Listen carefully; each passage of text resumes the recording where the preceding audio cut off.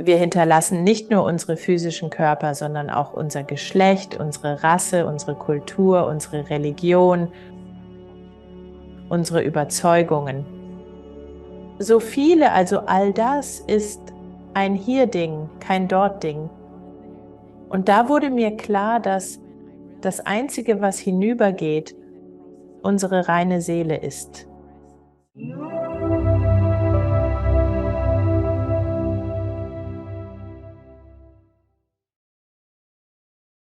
Herzlich willkommen in der Show, Anita Morgani. Wie geht es dir, Anita? Mir geht's prima, freue mich hier zu sein. Vielen Dank für dein Kommen zur Show. Ich wollte dich schon lange hier haben und bin froh, dass es jetzt mit unseren Terminen passte. Das war nicht leicht, denn du bist eine sehr beschäftigte Frau, die weltweit hilft und aufklärt. Ich schätze es daher besonders, dass du Zeit für unser Publikum findest. Deine Reise war, gelinde gesagt, äußerst interessant. Ja, gelinde gesagt. Also, erste Frage. Können Sie mir erzählen, wie Ihr Leben vor Ihrer Nahtoderfahrung aussah? Waren Sie spirituell? Nicht spirituell. Wie war Ihr ganzes Leben davor, vor der Diagnose? Ehrlich gesagt. Ich dachte, ich wäre wirklich spirituell. Und ich habe erst später, nach der Nahtoderfahrung, erkannt, dass meine Spiritualität eigentlich aus Angst heraus entstanden ist. Aber ich war sehr spirituell in dieser Hinsicht. Ich würde so leben, dass es, wenn man will, schlechtes Karma mindern würde. Also habe ich immer, ich habe versucht, spiritueller zu sein. Und ich habe immer geglaubt, oh, ich muss spiritueller sein. Ich muss mehr meditieren. Ich muss mehr beten. Und ich muss zu mehr spirituellen Kursen gehen und zu Treffen und Tempeln und Kirchen. Also war ich sehr gewissenhaft, spirituell. Ich hatte viele Ängste aus in dieser Lebensphase, Angst vor dem Jenseits, Angst vor Ablehnung, Angst, andere zu enttäuschen. Ich hatte nie das Gefühl, gut genug zu sein. Und ich fühlte stets, dass mein Vater mein Leben lang missbilligend auf mich blickte, wegen unserer Kultur und meiner Ablehnung arrangierter Ehen. Frauen werden in unserer Kultur oft für arrangierte Ehen erzogen, gerade in der Zeit meiner Jugend. Ich wollte immer die gute Tochter sein. Aber tief in mir drin wollte ich einfach keine arrangierte Ehe eingehen. Meine Eltern hatten bereits eine für mich arrangiert, doch ich bin davongelaufen, was beträchtliche Verärgerung auslöste, Aufruhr in der Gemeinschaft. Ich wollte frei sein, ich wollte es wirklich. Ich möchte mein eigenes Geld verdienen und damit die Welt bereisen. Doch in unserer Kultur, dein Vater ist dafür verantwortlich, sich um dich zu kümmern, bis du heiratest. Und danach soll dein Ehemann diese Verantwortung übernehmen. Ich war mit einem Mann verlobt, der nicht wollte, dass ich arbeite, was sie schlecht fanden. Das kam mir nicht richtig vor. Sie erwarteten, dass ich meine Hausarbeit und Fähigkeiten als Hausfrau verbessere. Ich gestehe, dass ich in Hausarbeit wirklich schlecht bin.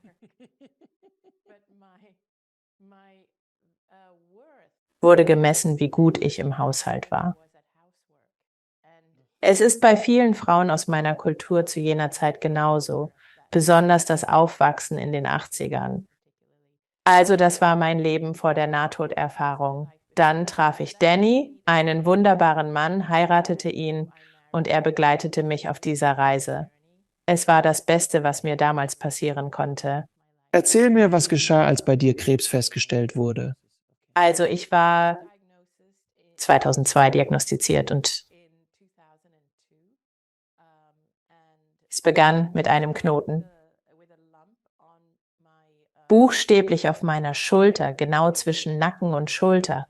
Also ich ließ es untersuchen, sie machten eine Biopsie und es wurde als Lymphdrüsenkrebs diagnostiziert. Zu der Zeit wurde es als Stadium 2 eingestuft und dann über die Jahre. Also was bei mir damals los war, 2 mir sehr nahestehende Menschen in meinem Leben, die gleichaltrig waren, hatten beide Krebs. Beide waren im Sterben wegen Krebs. Sie hatten beide unheilbaren Krebs. Sie waren im Sterben wegen Krebs. Eine davon war meine beste Freundin, die mir so nahe stand wie eine Schwester. Wir wuchsen zusammen auf daher schockierte ihre Diagnose sehr. Und dann wurde auch mein Schwager, der in meinem Alter ist, diagnostiziert. Also erhielten beide die besten oder teuersten Behandlungen, die man kaufen kann in den besten Krebskliniken, dass wir in Hongkong lebten.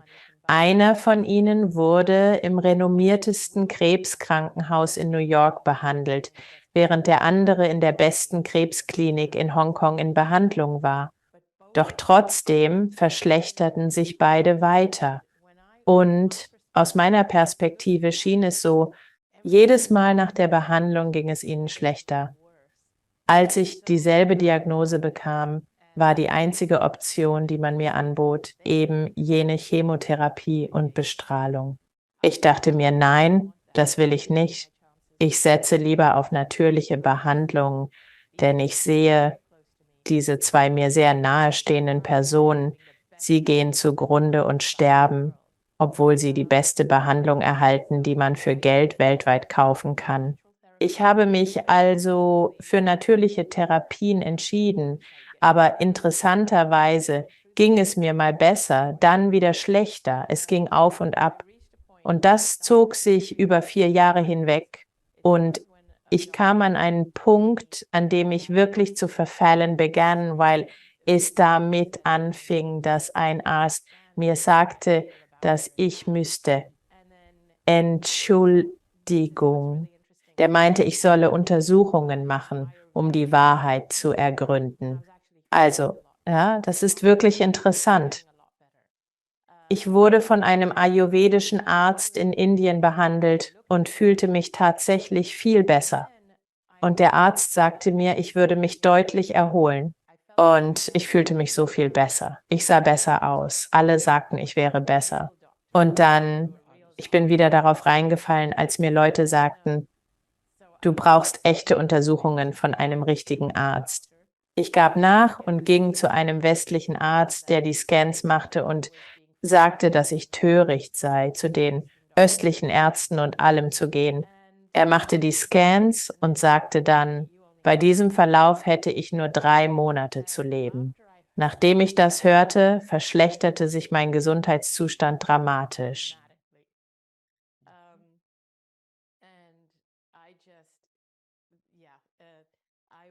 Dann fing er an zu, stopp, mein Körper nimmt keine Nährstoffe mehr auf, Appetit ist weg.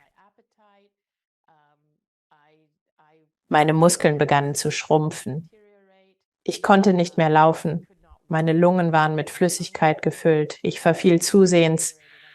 Es wurde immer schlimmer und schlimmer, sehr schnell. Und dann, am Morgen des 2. Februar 2006. Ich erwachte nicht. Stattdessen befand ich mich im Koma. Mein Mann war außer sich. Er fuhr mit mir ins Krankenhaus und die Ärzte meinten, das war's. Sie wird nicht überleben. Sie stirbt. Doch ohne dass es jemand bemerkte, fühlte ich mich unglaublich gut. Ich hatte meinen Körper verlassen. Mein Geist oder Seele, wie wir es nennen, hatte tatsächlich meinen Körper verlassen. Ich fühlte mich unglaublich leicht und frei. Und ich möchte noch etwas hinzufügen, nämlich zu dem Zeitpunkt, als ich in der Praxis des Arztes war und alles, sagte der Arzt tatsächlich, dass alles, was wir haben, die Chemo und alles, für dich nicht mehr wirken wird. Es ist zu spät, das haben die Ärzte gesagt. Sie sagten, wir können alles versuchen, was in unserer Macht steht, aber es ist zu spät. Es wird dein Leben nicht retten. Sie sagten sogar, Gott segne sie. Bevor wir deine Nahtoderfahrung besprechen, möchte ich kurz einen wichtigen Punkt ansprechen.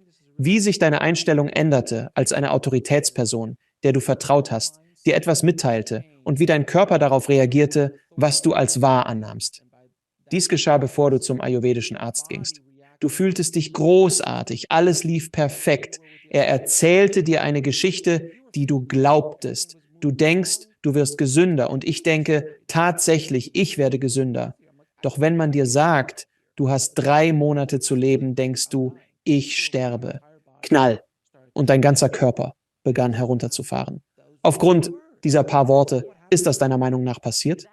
So habe ich es tatsächlich empfunden, ja genau. Ich weiß. Und manchmal zögere ich wirklich, das so eindeutig und klar zu teilen, weil es eben Menschen gibt. Es gibt einige hervorragende Ärzte, die gerade dabei sind, eine Behandlung durchzuführen. Ich möchte nichts stören, was für sie gut funktioniert. Richtig, genau. Es ist von Fall zu Fall unterschiedlich, aber es zeigt die Kraft des Geistes. Der Placebo-Effekt ist im Wesentlichen 100%.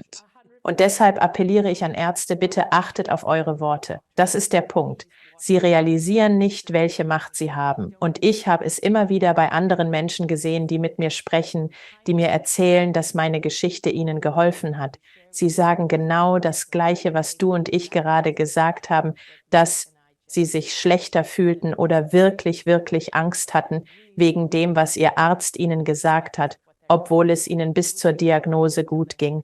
Hoffentlich hilft dieses Gespräch unterwegs noch einigen weiteren Menschen. Also als du deine Nahtoderfahrung hattest, meintest du, du fühltest dich großartig. Wann genau hast du deinen Körper verlassen? Hast du ihn von außen gesehen? Wie geschah das? Also ich war mir zum Beispiel bewusst, dass mein Mann mich ins Krankenhaus fuhr. Als ich nicht aufwachte, da hat er mich hingebracht. Er rief den Arzt an. Der Arzt sagte, bringen Sie sie ins Krankenhaus. Ich war mir alles, was um mich herum vorging, bewusst. Mein Mann, im Panikzustand brachte er mich ins Krankenhaus, wo meine Familie wartete, mein Bruder, meine Mutter. Sie alle waren da. Man sagte ihnen, es seien meine letzten Stunden, dass ich sterben und nicht aus dem Koma erwachen würde. Ich war mir bewusst, was um mich geschah und verstand, was sie durchmachten. Ich war abwesend, als wäre niemand zu Hause. Mir war bewusst, dass ich fort war. Im Krankenhaus liegend erkannte ich, oh, ich bin nicht nur mein Körper, ich bin mehr. Es fühlte sich an, als würde ich mich über meinen Körper hinaus ausdehnen. Und ich begann mir bewusst zu werden, Dinge wie das, was die Krankenschwestern taten, was die Ärzte machten. Und mir waren Dinge bewusst, die außerhalb des Zimmers passierten und die Gespräche, die sie führten. Ich hörte und beobachtete die Unterhaltungen zwischen meinem Arzt und meinem Ehemann. Und ich sah und hörte, wie der Arzt meinem Mann sagte, oh, sie wird es nicht einmal schaffen. Im Grunde sagte er, sie wird die Nacht nicht einmal überleben, das sind ihre letzten Stunden. Und ich sah ihm dabei zu, wie er das sagte. Und dann, ich spürte, wie ich mich über das Krankenhaus hinaus ausdehnte. Das nächste, woran ich mich erinnere, ist mein Betreten dessen, was ich nenne, wie einen Klarheitszustand, doch in diesem Zustand. Ich war umgeben von Wesen, die nicht von dieser Welt schienen. So verlor ich allmählich das Bewusstsein für das Physische, für die Menschen in meiner Nähe und gewann ein Bewusstsein für Personen, die nicht physisch, aber dennoch um mich waren. Einige davon kannte ich aus meinem Leben. Eine war meine beste Freundin, die vor 2 Jahren an Krebs gestorben war. Sie war da, um mich zu begrüßen. Ein anderer war mein Vater, der 10 Jahre zuvor verstorben war. Ich hatte immer das Gefühl, ihn enttäuscht zu haben und unsere Beziehung war konfliktreich. Und dass er von mir enttäuscht war. Doch in dieser anderen Sphäre spürte ich von ihm nur reine, bedingungslose Liebe. Einfach nur Liebe. Es fühlte sich an, als ob wir haben keine physischen, biologischen Körper, wir haben keine Stimmbänder, wir haben keine Augen. Es ist also eine sehr andere Art der Wahrnehmung und es ist reines Bewusstsein, also musste mein Vater nicht reden. Ich wusste, was er erwartete. Es war, als würden unsere Energien verschmelzen. Wir verschmolzen einfach, wurden eins und ich wusste alles. Was passiert ist, du siehst sie, aber nicht mit physischen Augen. Es ist so, als wüsstest du, dass ihr physischer Körper nicht da ist. Aber mein Bewusstsein konnte, ich hatte Bilder von der Person, die er war. So sah ich meinen Vater, wie ich ihn im physischen Leben kannte. Doch er war nicht physisch präsent, nur sein Wesen. Eine Erkenntnis daraus ist, dass wenn wir hinübergehen, Wir lassen nicht nur unsere physischen Körper zurück, sondern auch unser Geschlecht, unsere Rasse, unsere Kultur, unsere Religion, unsere Überzeugungen. So vieles ist ein Hier-Ding, kein Dort-Ding. Mir wurde klar, dass nur unsere reine Essenz hinübergeht. Diese Essenz nenne ich reine Liebe, reines Gottsein, Quellenenergie oder Bewusstsein. Wie auch immer wir sie nennen, es bleibt reine Essenz. So war ich mit der reinen Essenz meines Vaters und meiner eigenen vereint. Und es schien, als könnten wir verschmelzen, um einander zu verstehen. Ich erkannte, dass ich, wie ich glaubte, ein Opfer meiner Kultur zu sein, auch er ein Opfer derselben Kultur war und sein Bestes gab, innerhalb dieser Kultur zu handeln. Was hast du sonst noch gesehen? In was für einem Raum warst du? Das war sehr interessant. Es war überall, wo ich es wollte. Also wenn ich mich auf meinen Mann in diesem Leben fokussiere. Danny, wenn ich mich auf ihn konzentrierte, sah ich andere Leben mit ihm. Ich sah die mögliche Zukunft, die wir haben könnten. Der Raum war erfüllt von verschiedenen Zeiten und Orten, die ich mit ihm erlebte. Es war sehr abstrakt und esoterisch. Mein Bruder kam aus Indien geflogen, um rechtzeitig bei mir zu sein, bevor ich starb. Ich erinnere mich. Sobald ich meine Aufmerksamkeit auf meinen Bruder richtete, spürte ich, oh, ich kann jetzt noch nicht sterben. Und sofort sah ich ein ganzes Leben, und das lag vor mir, ein Leben lang mit ihm und mir zusammen, wo ich viel älter als er war. In diesem Leben ist er älter als ich. Aber ich sah ein ganzes Leben vor mir, in dem ich viel älter als er war und ich sehr beschützend ihm gegenüber war. Und es stimmt, dass ich mich auch in diesem Leben, obwohl er älter ist, beschützend ihm gegenüber fühle. Und dann, als ich mich auf meinen Mann Danny konzentrierte, war ich sofort mir einer Szene bewusst in meiner noch unentfalteten Zukunft dieses Lebens, wo Danny und ich einen gemeinsamen Zweck erfüllten. Und ich verstand, dass wir noch Aufgaben zusammen zu erledigen hatten, hier, die ich noch nicht vollendet hatte. Und dass, wenn ich nicht zurückkehrte, um sie zu vollenden, er seinen Teil des Zwecks nicht erfüllen könnte. Das ist faszinierend, fast so, als wärst du in einem, mangels eines besseren Ausdrucks, fast wie ein holographisches Deck. Sehr beinahe Star Trek-mäßig. In dem Sinne, dass du Bilder siehst, aber sie sind wirklich lebensecht. Und es ist irgendwie, sind es riesige Bildschirme oder sind es einfach verschiedene Szenen? Es ist, als wärst du mittendrin, als wäre es rundum. Es ist einfach so. Es ist genau wie ein Holodeck. Du gehst rein und du schaust dich um und du bist in einer virtuellen Realität. Ja. Deshalb sage ich oft, Zeit ist auf der anderen Seite nicht linear, denn ich konnte in die Zukunft blicken, in die Vergangenheit sehen und jedes Leben erreichen, das zu meinen Erfahrungen hier gehört. Es ist irgendwie, als ob meine Erfahrungen hier in diesem physischen Leben. Sie fließen ein in diese Erzählung, in die gesamte Geschichte dessen, wer meine Seele ist. Meine Seele hat diese Reise durchlebt, die mehrere Leben umfasst, aber meine Seele hat Zugang zu diesem Holodeck aller Leben und aller Erfahrungen, gestatte es, um das gegenwärtige Leben zu informieren, um es so auszudrücken. Also ja, in anderen Leben. Meiner Meinung nach musst du nicht alle Aspekte von Karma oder Herausforderungen, die deine Seele meistern will, angehen. Jedes Leben enthält Teile davon. So musst du in Leben A und B bestimmte Dinge tun. Und bei C hast du etwas getan, worüber du hinwegkommen willst. Doch in diesem Leben kümmerst du dich nur um A und B und C, das wird im nächsten Leben angegangen. So ungefähr, oder? Ja, so in etwa. Diese Erfahrung hat meine Perspektive auf Karma und alles andere gewandelt, auf Spiritualität, die Bedeutung von Spiritualität, Religion, Karma, das ganze Leben. Ich glaubte, Karma sei simpel. Man tut Schlechtes und es kommt zurück in diesem oder im nächsten Leben. Ich betrachtete es als einen sehr direkten Vorgang.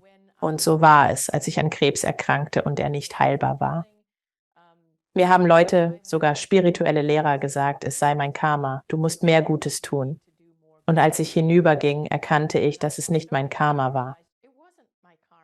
Also im Grunde, ich war jemand vor der Nahtoderfahrung und es tut mir leid, dass ich so durcheinander spreche, aber es ist wirklich relevant. Vor der Nahtoderfahrung war ich jemand, der es sehr darauf angelegt hat, anderen zu gefallen. Mir wurde immer beigebracht, anderen zu dienen, unterwürfig zu sein, darauf vorbereitet zu werden, eines Tages eine gute Ehefrau zu sein. Also, als mir gesagt wurde, es liegt an deinem Karma, da ist etwas in deinem Karma, das du bereinigen musst und deshalb hast du Krebs, war ich bereits ein Mensch, der es anderen recht machen wollte, ein Fußabtreter, und jetzt wurde mir gesagt, ich müsse noch mehr Gutes tun. Das verstärkte meinen Drang, es anderen recht zu machen, zum Märtyrer, zum Wohltäter zu werden, so sehr, dass ich mich selbst erniedrigend, damit jeder über mich hinweggehen konnte, weil ich nicht zum schlechten Karma beitragen wollte, das den Krebs nährte, der nicht heilte. Wie haben sich deine Vorstellungen von Karma verändert? Was mir klar wurde, war, dass es das komplette Gegenteil war. Ich sollte mich voll entfalten, nicht unterdrücken. Ich sollte hierher kommen und ein vollständiger Ausdruck dieser Seele sein, die sich entschieden hat, in diesen Körper zu kommen.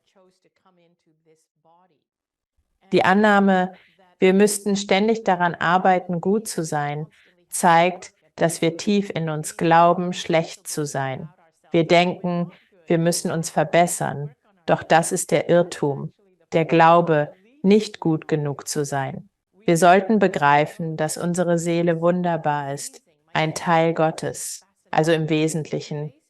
Was ich erkannt habe, jeder ist eine Facette Gottes, der Liebe oder reinen Bewusstseins, die sich im Körper zeigt. Wenn wir schlechte Dinge tun, liegt es daran, dass wir unseren Weg verloren und vergessen haben, was wichtig ist, wer wir wirklich sind. Und so hatte ich unterdrückt, wer ich bin, wegen kultureller Prägung, sozialer Konditionierung. Ich hatte unterdrückt, wer ich bin. Also war dies die Art meines Körpers zu sagen, hey, das bist nicht du. Der Körper wehrt sich quasi, deine Seele wehrt sich. Und als ich das erkannte, oh mein Gott, ich bin viel mächtiger, als ich dachte. Ich bin ein Ausdruck Gottes, genau dann. Ich entschied, in meinen Körper zurückzukehren. Und dann, ich erhielt diese Nachricht, es war wirklich mein Vater. Nun, da du weißt, wer du bist und sein sollst, wird dein Körper sich dramatisch heilen. Genau das ist passiert. Also, ganz kurz bevor wir darauf zu sprechen kommen, um deine Nahtoderfahrung abzuschließen, den karmischen Aspekt der Dinge, denn soweit ich verstehe, stimme ich dir zu. Dieses ganze, wie du mir, so ich dir, ist auch nicht das, was ich verstanden habe, nachdem ich mit so vielen Nahtoderfahrenen und spirituellen Meistern und so weiter gesprochen habe. Meine Auffassung von Karma ist daher eine Wahl der Seele. Wenn sie zurückkehrt, muss ich das Gegenteil davon erleben, um diese Reise fortzusetzen. Und es ist eine Wahl, es ist keine Regel. Siehst du das auch so? Irgendwie schon. Ich erkläre dir genau, wie ich das sehe. Nochmal. Es ist Auslegungssache und jeder benutzt andere Worte. Deshalb möchte ich niemanden für falsch erklären. Bei Nahtoderfahrungen ringen wir alle darum, die richtige Sprache für ihre Deutung zu finden. Und manchmal muss man verschiedene Sichtweisen hören, um es zusammenzufügen. Also meine Version davon ist es, dass wir entschieden uns klar, hierher zu kommen. Aber ich fühle, dass meine Seele sich entschloss, hierher zu kommen und das mit einer Absicht. Sie kommt also mit einem Zweck. Und das spricht an, was ist freier Wille und was ist Schicksal? Für mich ist Schicksal nicht in Stein gemeißelt. Deinem Schicksal zu folgen bedeutet, der Absicht deiner Seele zu folgen. Was hatte meine Seele vor, hier zu erreichen und zu tun und zu sein? Und wie plante meine Seele zu kommen und die Welt zu verändern und zu dienen und so weiter? Und so kommst du mit dieser Absicht. Aber während wir durchs Leben gehen, werden wir manchmal aus der Bahn geworfen. Wir entgleisen und verlieren unseren Weg beim Lernen und Lehren. Und ich habe es vergessen. Wir alle vergessen es irgendwann. In meinem Fall habe ich meine Identität so unterdrückt, dass meine Seele sich mit Symptomen und Wegrufen in meinem Körper meldete, um mir zu zeigen, das ist nicht, wer du bist.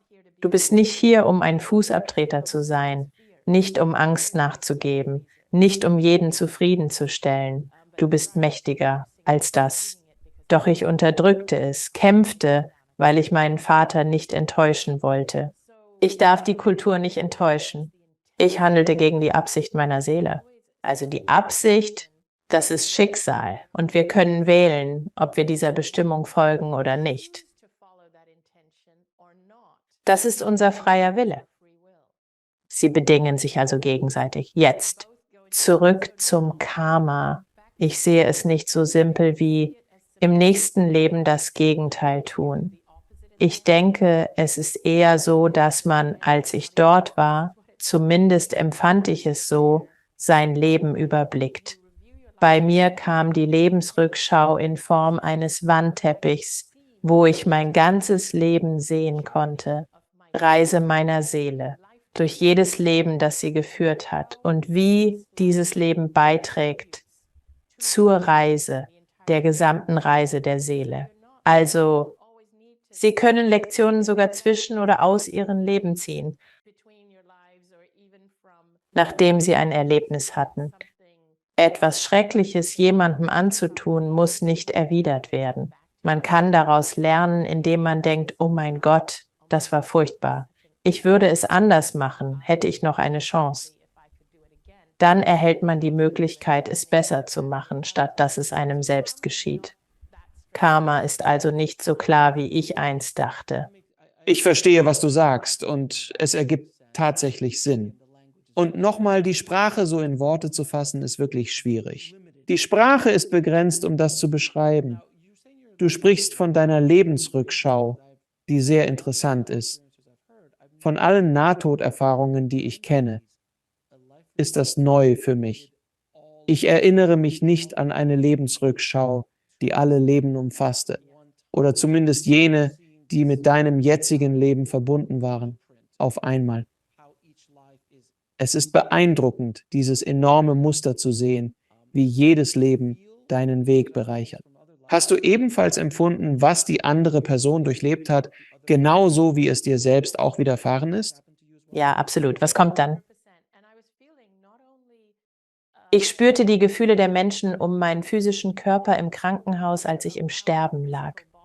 Die Emotionen meines Mannes, meiner Mutter, meines Bruders, der Ärzte und Krankenschwestern waren deutlich. Die Krankenschwestern waren unglaublich. So, sie sind wunderschöne Seelen, die mir helfen wollten und tief mit mir mitgefühlt haben.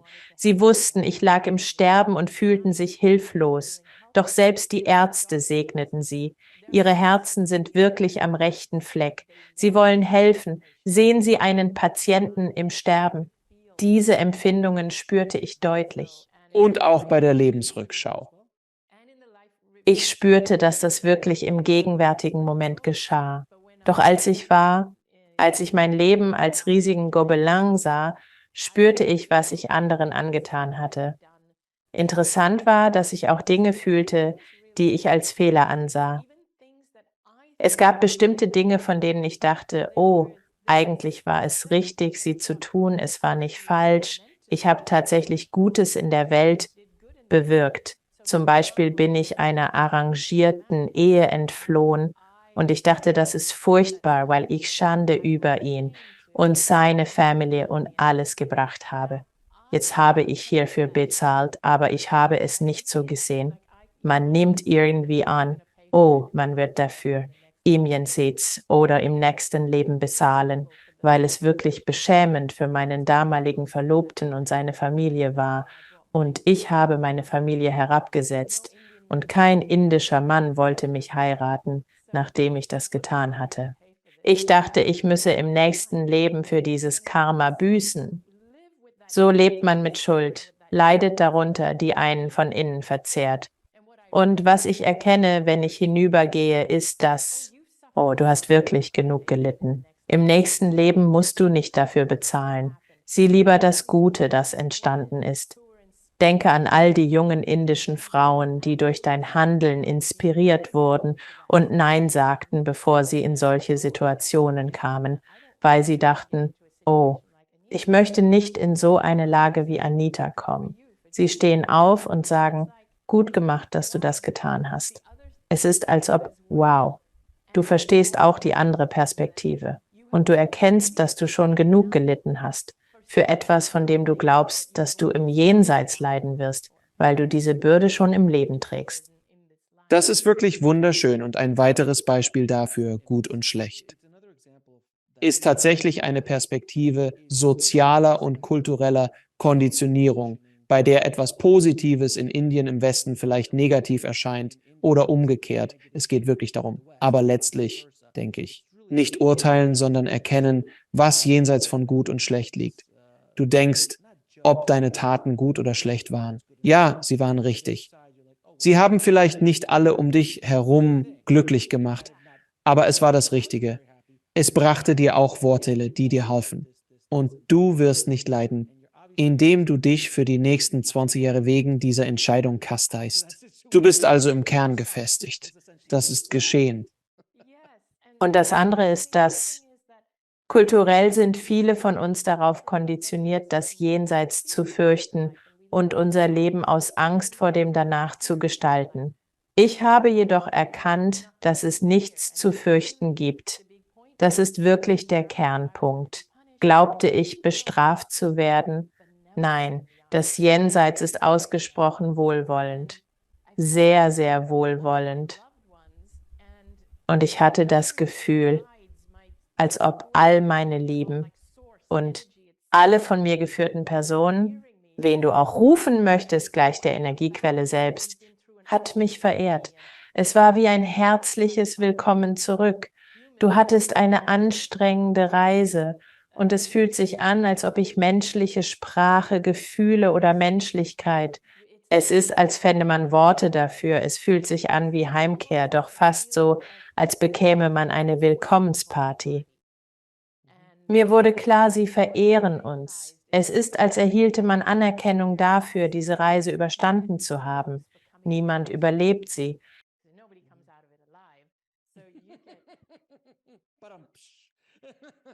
Wie sie immer sagten, jeder will in den Himmel, aber eben noch nicht sofort. Ja, das habe ich auch schon gehört, dass es hier unten wie ein Fest sein soll. Und das ist nicht einfach. Das ist ein sehr herausfordernder Prozess. Vom Lernen und Wachsen und all diese Dinge durchmachen, die man nur in dieser Dimension, in dieser Realität erleben kann, im Gegensatz zu der anderen Realität auf der anderen Seite. Dort kann man nicht die gleichen Emotionen, Energien, das Ego und all diese Dinge durchleben. Was hast du noch gesehen, als du auf der anderen Seite warst? Du durchlebst eine Lebensrückschau. Du hast von Geistführern gesprochen. Hast du also Geistführer gesehen? Du hast deine Verwandten getroffen. Erschienen Gottheiten oder hilfreiche Personen. Denn ich sage stets, Jesus ist der beschäftigste Mann drüben. Er ist immer präsent und arbeitet hart. Doch ich frage mich, aus deiner Kultur, gab es jemanden, zu dem du eine Verbindung gefühlt hast? Für mich war es sehr interessant und deshalb stellen mich Leute in Frage. Ich werde von Menschen herausgefordert, die an verschiedene Gottheiten glauben. Ich habe erkannt, dass sie erschienen mir in jeder Form, die ich mir wünschte. Also, wenn ich wollte, dass es Krishna ist, dann war es Krishna. Wenn ich wollte, dass es Buddha ist, dann war Buddha es. Wenn ich wollte, dass es Jesus ist, dann war er es. Aber es war reine Liebe, Essenz. Es war weder männlich noch weiblich. Es war nicht körperlich. Also wenn ich wollte, dass es Kuan Yin ist, dann war sie es. Ich höre, es liegt daran. Das Nahtoderlebnis oder die Jenseitserfahrung, wenn du zurückkehrst nach Hause, ist ein speziell für dich maßgeschneidertes Szenario. Es ist keine Einheitslösung für alle. Es ist keine Einheitsgröße für alle. Ich hatte eine seltsame Erfahrung, weil ich in einer sehr multikulturellen Umgebung aufgewachsen bin. Meine Eltern sind Hindus Ich bin in Hongkong aufgewachsen. Das ist vorwiegend eine chinesische Stadt. Dort sind Taoismus und Buddhismus verbreitet. Aber ich hatte eine britische Ausbildung, wo all meine Mitschüler, meine Schulfreunde während meiner gesamten Schulzeit britische Kinder waren. Und es war wegen ihnen, dass ich lernte, oh, ich möchte keine arrangierte Ehe, ich möchte eine Karriere haben, ich möchte tun, was sie tun. Und in der Schule haben wir über die Bibel gelernt. Aber zum Glück ging ich in meiner Oberstufe auf eine weltlichere Schule, wo wir über alle verschiedenen Religionen lernten, aber gleichzeitig, ich hatte eine chinesische Nanny, die mich in buddhistische Tempel mitnahm. In der Schule lernten wir über die Kirche. Meine Eltern nahmen mich mit zum Hindu-Tempel. Deshalb denke ich, hatte ich ein seltsames, vielfältiges Nahtoderlebnis. Also erlebst du deine Lebensrückschau. Dein Vater ist im Grunde dein Hauptstützpfeiler. Begleite dich im Prozess. Ja und nein, sie spürten, dass da etwas war, auch über ihn hinaus. Also an dieser Stelle wird es ein wenig interessant, weil es sich anfühlte, als wären wir alle verbunden, als wären selbst mein Vater und ich verbunden. Und so, mein Vater war derjenige, den ich aus diesem physischen Leben identifizierte, aber es gab immer noch so eine übergreifende Energie, die ich einfach reines Bewusstsein nenne. Das ist, die Art meiner Beschreibung ist, dass es das Bewusstsein von uns allen, jedem Wesen im gesamten Universum ist, alles zusammengefügt. Es ist einfach das gesamte Bewusstsein. Und wenn wir in dieser Geistform sind, das ist auch uns verstehen lassen, mangels besserer Worte, existiert bedingungslose Liebe. Als ich sagte, ich sei in diesem Gefühl bedingungsloser Liebe gebadet. Es war, als hätte ich mich in diesen Zustand eingetaucht und verschmolzen. Das würde ich Gott nennen. Es ist keine Person. Es hat kein Geschlecht, aber es ist diese Energie. Und wir alle haben darauf Zugang. Sie betrachten also den Lebensrückblick. Sie sprechen mit ihrem Vater. Sie erleben dieses Bad aus Energie. Ich nehme an, sobald sie erkennen, dass sie gewissermaßen zurück müssen, denn sonst können mein Mann und ich nicht fortsetzen, was ich in diesem Leben vorhatte. An welchem Punkt verabschiedest du dich? Wirst du sofort zurückgeworfen? Gibt es darüber eine Unterhaltung? Wie lief das ab? Also zunächst wollte ein Teil von mir zurück. Zuerst habe ich nicht realisiert, dass mein Körper geheilt werden würde, aber es ist auch so unglaublich auf jener Seite. Und das Leben kam mir so mühsam vor, nicht wahr? Also sagte ich, nein, ich gehe nicht zurück. Und dann erhielt ich die Information, dass der Lebenszweck meines Mannes mit meinem verbunden ist und dass, wenn ich nicht zurückgehe, er hinübergehen würde. Bald, 6 Monate, egal. Das war für mich in Ordnung. So nach dem Motto, okay, er wird rüberkommen und sich zu mir gesellen. Wie kannst du nur, Anita? Wie nur? Beruhig dich, es ist okay. Komm rüber. Gib endlich auf, um Himmels Willen. Nichts für ungut. Und wir haben keine Kinder. Und so dachte ich, wir werden sowieso zusammen sein. Und kein Teil von mir wollte zurückkehren. Aber dann, als mir wirklich klar wurde, dass ich einen größeren Zweck habe, hatte ich vor, hierher zu kommen. Es war interessant. Ich verstand den Zweck nicht genau, spürte aber, dass es meine Bestimmung war, viele Menschen zu beeinflussen, ohne zu wissen, wie. Mir wurde klar, dass es ein Leben im Dienst anderer sein würde, aber nicht auf die gewohnte Art des Dienens. Es ging darum, den Menschen zu dienen, indem ich mich selbst und meinen Körper achtete und ehrte und mich nicht mehr für andere zu opfern wie früher. Aber ich wusste es nicht.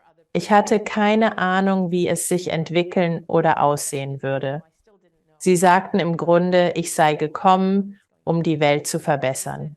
In der ersten Phase meines Lebens versuchte ich das auf die falsche Weise. Ich glaubte, die Welt besser zu machen, hieße ein Märtyrer zu sein, mich zu erschöpfen und allen zu dienen, außer mir selbst. Ich habe verstanden, dass ich aufgewachsen bin, indem ich anderen diente und lernte, das Göttliche in jedem zu sehen. Jeder ist ein Ausdruck Gottes und wir sollten allen dienen. Was ich versäumt hatte, war, das Göttliche in mir selbst zu erkennen. Diese Lektion lernte ich später im Leben. In dem Moment, als ich das begriff, wusste ich, dass es in Ordnung war, zurückzukehren. Wichtig ist, dass ich mich stets daran erinnere, auch ein Aspekt Gottes zu sein und das Göttliche in mir zu sehen. Und dann, wie verlief deine Rückkehr? Wurdest du zurückgeschleudert? Bist du sanft zurückgekehrt? Kamst du durch den Nabel zurück? Wie verlief das ganze Gespräch, nachdem dir klar wurde, ich muss zurück? Was war der nächste Schritt? Tatsächlich einmal. Die letzten Worte meines Vaters an mich waren: Jetzt, da du die Wahrheit darüber kennst, wer du wirklich bist, kehre zurück und lebe dein Leben furchtlos. Und sobald er das sagte, wusste ich, dass mein Körper heilen würde. Und in dem Moment, buchstäblich nur Sekunden, nachdem er das gesagt hatte, begann es sich so anzufühlen, als würden meine Augen in meinem physischen Körper aufgehen. Es war, als würde ich in meinen Körper gleiten, nahtlos. Es war sehr nahtlos, kein harter Stoß oder so etwas. Nahtlos. Meine Augen begannen sich zu öffnen, aber ich war noch nicht ganz in dieser Welt. Ich schaute mich um und da war meine Familie, mein Mann, mein Bruder, meine Mutter. Und ich begann zu sagen, Papa ist hier, Papa ist hier. Papa sagt, es wird mir gut gehen. Und sie hörten mich das sagen und sie dachten, was ist mit ihr los? Aber sie waren überglücklich, dass ich meine Augen öffnete. Genau. Sie waren überglücklich, da es schien, als würde ich aus dem Koma erwachen und riefen den Arzt. Und das war ein Arzt, der gerade erst angefangen hatte. Als ich in dieses Krankenhaus eingeliefert wurde, hatte ich ihn noch nie zuvor gesehen und ich wurde im Koma hierher gebracht. Ich grüßte ihn. Guten Tag, Dr. Chan. Erstaunt fragte er, wie wissen Sie meinen Namen? Ich entgegnete, waren Sie nicht mein behandelnder Arzt? Ich war also ungefähr 36 Stunden im Koma. Und er sagte, aber Sie waren im Koma. Und ich so, ich war. Also, ich hatte damals nur etwa 30 Zentimeter Platz auf jeder Seite. Er konnte nicht erkennen, was geschehen war. Nachdem er ging, fragte ich meine Familie, ist er nicht der meinte, ich überlebe die Nacht nicht? Mein Mann antwortete, das sagte er nicht hier. Er sprach es draußen an der Krankenstation aus und sie ahnten, dass etwas vorgefallen war. Okay, jetzt kommst du zurück. Du heilst dich selbst. Wie machst du das? Verarbeite das psychologisch in diesem Raum?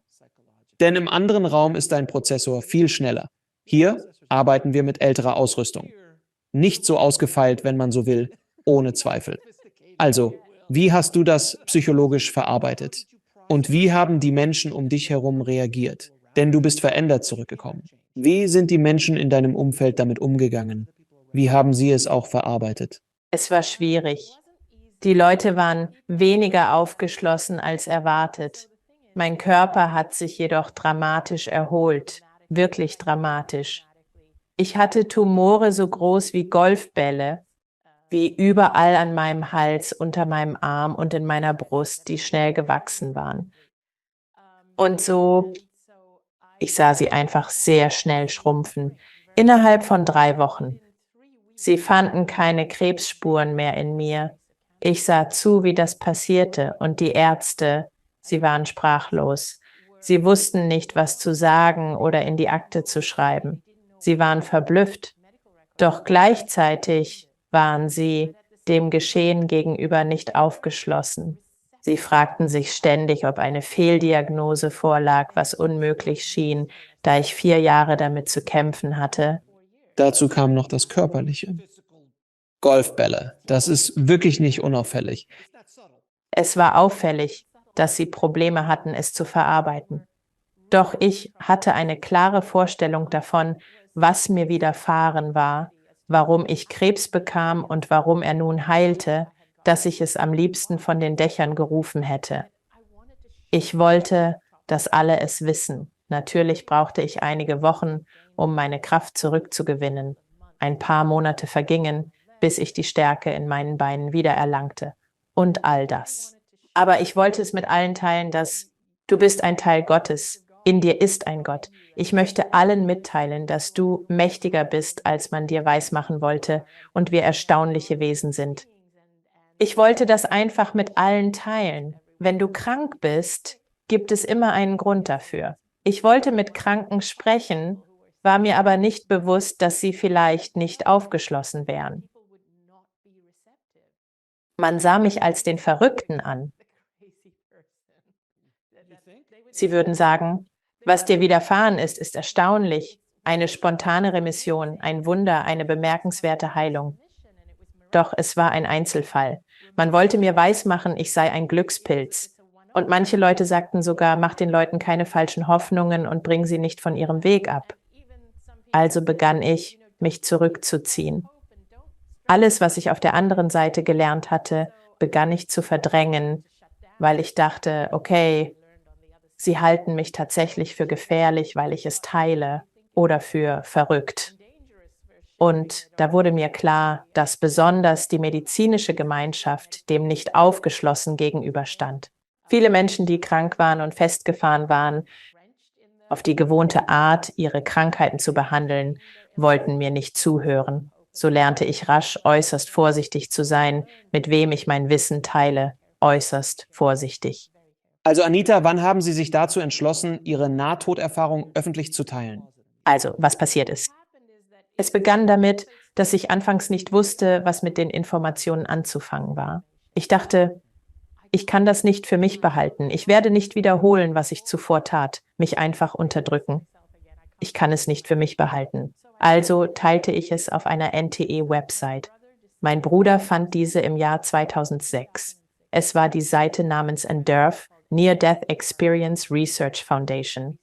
Ich wusste nicht einmal, dass das, was ich hatte, eine Nahtoderfahrung war. Das ist es ja. Du erlebst etwas Tiefgreifendes, einen Zustand völliger Klarheit. Also schickt er mir einen Link zu der Seite und sagt, hey, schau mal hier.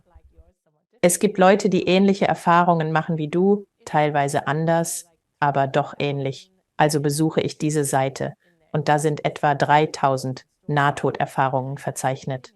Menschen erzählen von ihren Erlebnissen und Geschichten und ich fing an zu lesen und dachte mir, oh mein Gott, ich bin nicht allein mit meinen Erfahrungen. Plötzlich, ich fühlte mich unglaublich und als wäre ich zu dieser Seite geführt worden. Hier der Unterschied zwischen meiner früheren Person und der, die ich jetzt nach der Nahtoderfahrung bin. Oh, ich konnte vertrauen. Dem Prozess konnte ich vertrauen. Ich wusste jetzt, dass ich diese Führer habe, die mir helfen und ich würde auf sie hören. Vor der Nahtoderfahrung wusste ich natürlich nicht, dass ich geführt werde und Führer habe und dass Menschen mir helfen. Also jetzt wusste ich, dass mir diese Sicht aus einem bestimmten Grund gegeben wurde. Und dann klicken Sie hier, wenn Sie eine Nahtoderfahrung teilen möchten, stand da. Also klickte ich den Link. Ich komme auf eine Seite voller Fragen. Ich beantworte sie alle und erreiche dann einen Bereich, wo zusätzliche Infos ergänzt werden können. Dort füge ich meine Krebsgeschichte hinzu. Die komplette Erzählung sehr ausführlich. Nachdem ich alles eingegeben habe, klicke ich auf Absenden. Ich drücke Absenden und es heißt, Sie hören in 3 Wochen von jemandem. Buchstäblich Stunden, nicht Wochen später, unter 24 Stunden danach bekam ich eine E-Mail von dem Betreiber der Webseite, Dr. Jeffrey Long, der zufälligerweise auch Onkologe ist. Er bat, meine Krankenakten zu sehen und sagte, oh mein Gott, das ist die tiefgreifendste Nahtoderfahrung, die ich je sah. Dann fragte er, darf ich das auf meiner Webseite teilen? Ich stimmte zu, absolut. Er gab nicht meinen vollen Namen an, es stand nur als Anita Ems NTE da. Von dort zog es weltweit Aufmerksamkeit auf sich, besonders bei Interessierten dieses Phänomens. Mein vollständiger Name wurde nicht genannt. Ich setzte mein Leben in Hongkong fort und begann freiberuflich in einem völlig anderen Bereich zu arbeiten, der nichts mit Nahtoderfahrungen zu tun hatte. Ich hörte auf, darüber zu reden und verriet es nicht einmal meinen Arbeitskollegen, während die Geschichte freigesetzt wurde. Also dachte ich, ich habe die Geschichte freigesetzt. Ich habe mein Ding gemacht. Diejenigen, die es lesen müssen, werden es lesen. Unterdessen passieren Dinge im Hintergrund. Ein anderer Onkologe nimmt es auf. Er ist tatsächlich jemand, der in Kalifornien lebt, ein Chinese, der in Kalifornien wohnt. Er sagt, ich komme ab und zu nach Hongkong. Er schreibt und fragt, ob ich das Krankenhaus besuchen kann, in dem dir das passiert ist und ob ich Ihre Krankenakten durchsehen. Ich sagte, unbedingt. Er reist nach Hongkong, wir treffen uns, er untersucht meine Krankenakten gründlich und sagt, meine Dame, wie ich es auch betrachte, Sie müssten eigentlich tot sein. Sie sollten wirklich ein Buch darüber schreiben. Und ich werde das medizinische Gutachten dazu verfassen. Und dann bringt er mich ins Radio, wo er alles, was ich sage, bestätigt. Dann veranstaltet er eine medizinische Konferenz, auf der er alles, was ich sage, bestätigt, dass dies der Zeitablauf ist, so ist es passiert. Sie hätte nicht heilen sollen und bla bla bla. Er war also derjenige, der mich zuerst auf diesen Weg brachte. Ich hatte so etwas wie sein ärztliches Gutachten. Ich kämpfe zurück gegen jene, die mich widerlegen wollten. Dann Wayne Dyer fand meine Geschichte und in diesem Moment, da wandelte sich alles. Es war auch sein Geburtstag. Oh, Wayne. Also Wayne ist derjenige, der dir sozusagen die Tür geöffnet hat und deine Geschichte wirklich weltweit bekannt gemacht hat. Ja, aber es startete mit meiner Einreichung bei NDERF. Ja, Jeffrey, ich hatte Jeffrey in der Sendung. Er ist wunderbar. Er ist wunderbar. Er ist wunderbar. Ich konnte Wayne bei einem Meet and Greet treffen. Seine Energie war einfach fantastisch. Er war unglaublich. Er war unglaublich. Gott hab ihn selig. Das ist wirklich unglaublich. Und dann, wie man so schön sagt, ging es richtig rund. Ja, Wayne. Ich war 4 Jahre auf Tour mit ihm. Als Wayne meine Geschichte las, ließ er alles fallen, um mich zu finden. Er wollte unbedingt telefonieren und versprach, ich mache dich weltberühmt. Dein Buch wird ein New York Times Bestseller. Er sagte, ich möchte, dass du ein Buch schreibst. Zu der Zeit hatte ich noch keins. Mach es, fügte er hinzu, und du wirst New York Times Bestseller. Und das tat er. Und dann wurde mein erstes Buch in 45 Sprachen übersetzt. Oh mein Gott, das ist so unglaublich, Anita. Du hast eine so bemerkenswerte Geschichte.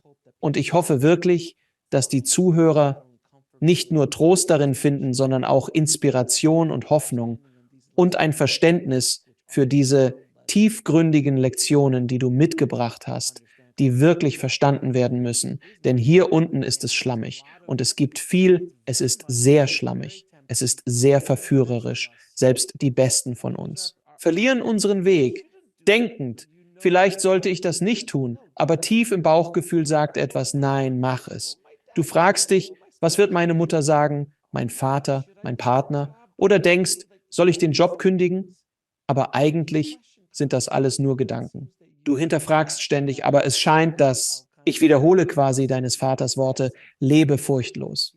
Ja, das ist wunderschön. Danke. Mit Lebe dein Leben furchtlos meinte er, sei furchtlos du selbst. Er riet nicht zu Bungee-Jumping, falls das nichts für dich ist, sondern einfach zu unerschrockenem Sein.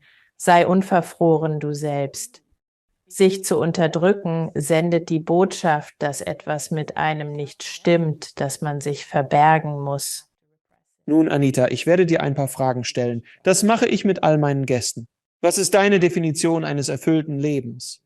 Eine hervorragende Frage, die mich beschäftigt. Was bedeutet ein erfülltes Leben für mich? Am Lebensende möchte ich wissen, dass ich die Welt besser hinterlasse, als ich sie vorfand.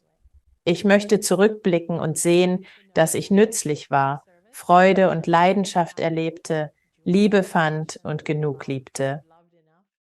Und werde mich erfüllt fühlen.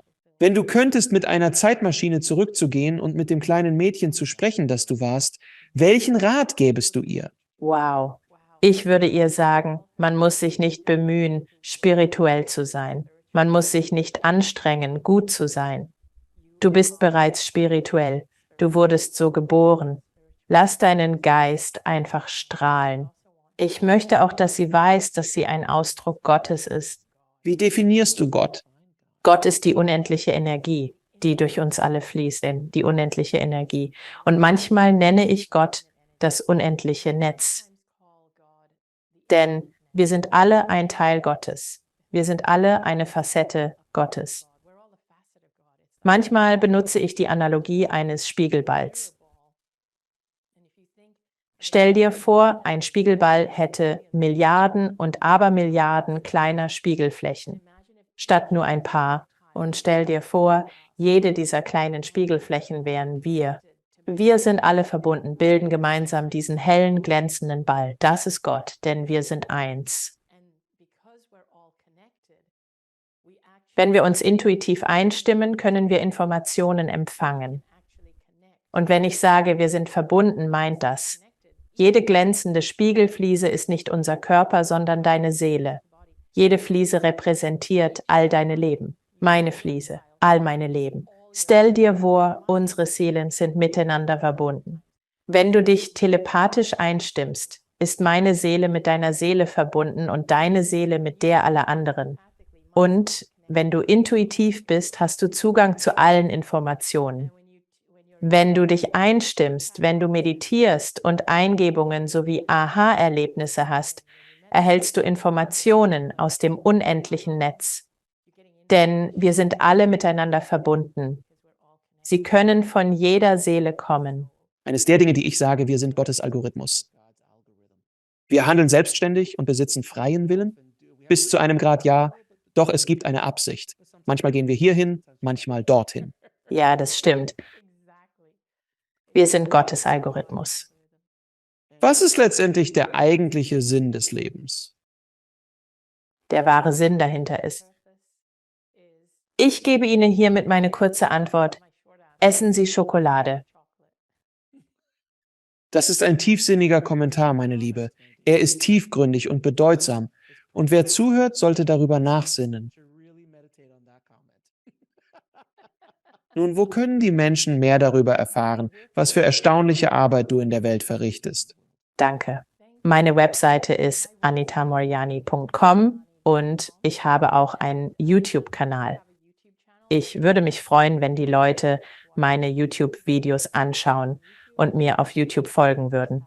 Und natürlich bin ich auch auf Instagram, Facebook, Twitter aktiv. Ich glaube, ich habe auch ein TikTok. Wenn ich an TikTok denke, kommt mir dein Bild. Glaub mir, ich habe auch TikTok. Und meine Kinder so: Warum hast du TikTok? Ich sage, das ist eine spirituelle Sache. Ihr werdet es später verstehen. Haben Sie eine Abschiedsbotschaft fürs Publikum? Ich habe viele, aber ich konzentriere mich auf das Wesentliche. Ich möchte, dass alle wissen, ihr seid mächtiger, als man euch glauben machte. Man muss nicht daran arbeiten, spirituell zu sein. Und ich möchte, dass die Menschen verstehen, sie haben nichts zu fürchten. Und wenn ihr eine Entscheidung trefft, dann entscheidet euch aus Liebe heraus, nicht aus Angst. Was liebt ihr also zu tun? Was lässt euer Herz höher schlagen? Nicht, was sollte ich tun, um Konsequenzen zu vermeiden?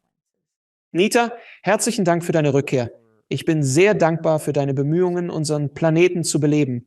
Es bedeutet viel, dass du deine Geschichte teilst und für all dein Engagement. Nochmals ein großes Dankeschön. Danke für deine tollen Fragen. Es war mir eine Freude, mit dir zu reden. Danke fürs Zuschauen. Klicken Sie unten auf ein Video, um fortzufahren, und vergessen Sie nicht zu abonnieren.